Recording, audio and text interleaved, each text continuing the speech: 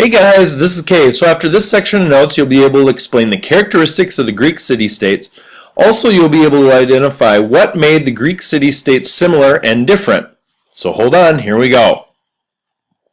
Now, the Greek city-states end up being the defining feature of ancient Greece culture and political life. We know Greece for a lot of things, but historically the significance ends up being the creation of this thing called the polis, or the city-state. Now, just by the way, polis translates into city-state. Essentially what this means is it's a city with the surrounding area which becomes kind of its own independent government, almost like a country. The general term for a country would be state. We say state like there's states in the United States, but a city-state is the city which essentially runs itself as a separate country. Now, again, the city-state is both a political and a social unit, meaning it's run by a government and people identify as part of that thing. Now, historically, there were about 1,500 Greek city-states. Most city-states were less than 20,000 people, mostly due to geography. Remember, we talked about geography, the oceans and the mountains, etc. The smallest were just a very few hundred, and the largest was Athens with over 200,000 people. Just some examples that maybe you've heard of in the past of city-states is we have Athens, we have Sparta, we have Corinth, we have Troy, we have Delphi, we have Crete, and we have Thebes. Now, the highest spot in the Greek city-state was called the Acropolis. Remember, polis is a city-state or a city, and the acro is highest. So it's the highest part of the polis. This is where the important government and religious buildings would be. Now, each polis, or each city-state, had a public meeting spot, and this meeting spot was called the agora, which literally is Greek for the gathering or the marketplace. This is where people came together for meetings, for educational discussions, for lectures, for athletic competitions, for theater, for spiritual and political assemblies. Remember, we talked about this in past videos and past notes, that when you have interaction, you have education. When you have communication, you have education, right? So you need people together, and that's what the polis did, is it brought people together in a safe environment where people could literally exchange things like trade in a marketplace, but also could exchange ideas and different thoughts, kind of a marketplace for ideas. Now, the city-states ended up developing their own governments, their own laws, their own constitutions. They collected taxes, and what you can't see under my picture here is its own militaries and navies. Most city-states were built right on the water, so a navy was very, very important. Now, here is Athens. You've seen something like this before.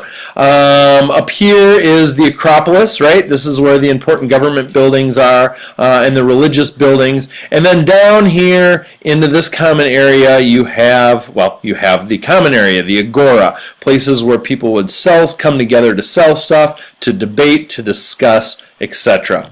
More of a diagram of the Acropolis, or the city-state, is again, you have the Acropolis up here, you have the marketplace where people are gathering down here, and then most of them were very close to the sea. Now, there were a lot of things that the Greek city-states had in common, or they were similar in. Herodotus said the same stock and the same speech are shared temples of the gods, and religious rituals are similar customs. Now remember, we also talked to one of our essential questions is what made the Greeks unique and what developed their lifestyle. Religion is one of them, and that's what Herodotus is saying, is that regardless of the fact that all these Greek city-states were independent from each other and separated, they were brought together because of a very similar religion which carved out similar lifestyles. So here it is, it says religion, the gods were the same, the rituals in worshiping these gods were the same, the language, remember that it was a phonetic language. Phoenician language, and in fact the Greeks were really kind of snooty about their language. If you didn't speak Greek, you were considered a barbarian, and actually that comes from the fact that the Greeks thought anyone who was not speaking Greek sounded like they were saying bar, bar, bar, bar, bar. Really, that's a true thing. So their language and customs were all similar. If you think about it, their economy is all based on agriculture and water, so of course the cultures are going to be similar, with the same gods, the same agriculture, or the same way of making money, right? Same agriculture and same water.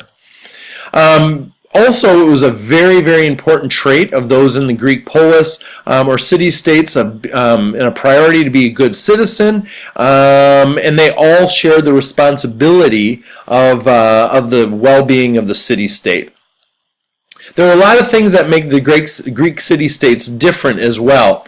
For instance, as much as they identified, all the city-states identified with being Greek, each polis identified with being a polis. Your priority was to Sparta or to Thebes or to Athena. It wasn't necessarily to a Greece, which actually didn't exist yet.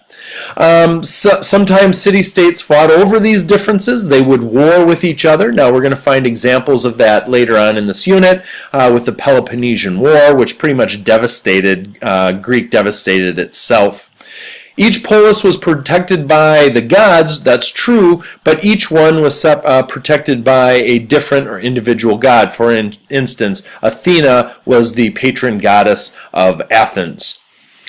The big, huge thing, and this is a video for another time, the big, huge difference between all of these city-states was the government, and how these governments evolved. I'm tired. I hope you're okay. So, Greek city-states, similar difference.